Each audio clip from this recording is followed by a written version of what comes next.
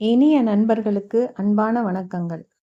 நன்றி உணர்வு எனும் சக்தி நம் வாழ்வில் செல்வ செழிப்பை ஈர்க்கும் மிக வேகமான வழியாகும்.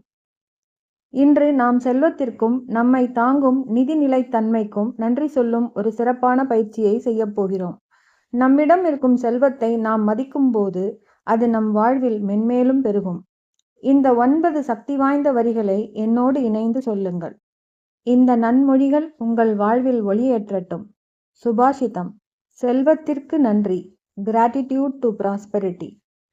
செல்வத்திற்கு நன்றி. என் வாழ்வின் தேவைகளை நிறைவேற்றி வசதியான வாழ்க்கையை அளிக்கும் இந்த செல்வத்திற்கு நன்றி. நான் செய்யும் உழைப்பிற்கு தகுந்த ஊதியமாகவும் எதிர்பாராத வழிகளில் எனக்கு வரும் வருமானமாகவும் இருக்கும் இந்த அருள் செல்வத்திற்கு நன்றி.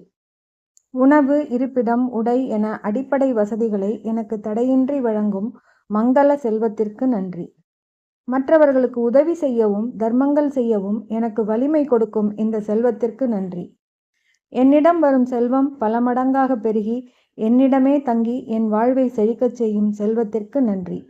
செல்வத்தை முறையாக கையாளும் அறிவை கொடுப்பதற்கும் பொருளாதார ரீதியாக நான் உயர்வை அடைய கிடைக்கும் வாய்ப்புகளுக்கும் நன்றி. நிதியின் நிலையான தன்மையால் எனக்கும் என் குடும்பத்திற்கும் கிடைக்கும் மன அமைதிக்கு நன்றி.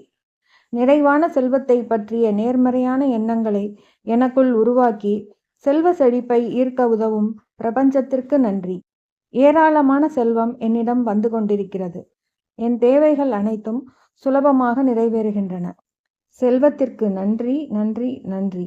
செல்வ செழிப்பிற்கு நன்றி, நன்றி, நன்றி. பிரபஞ்சத்திற்கு நன்றி.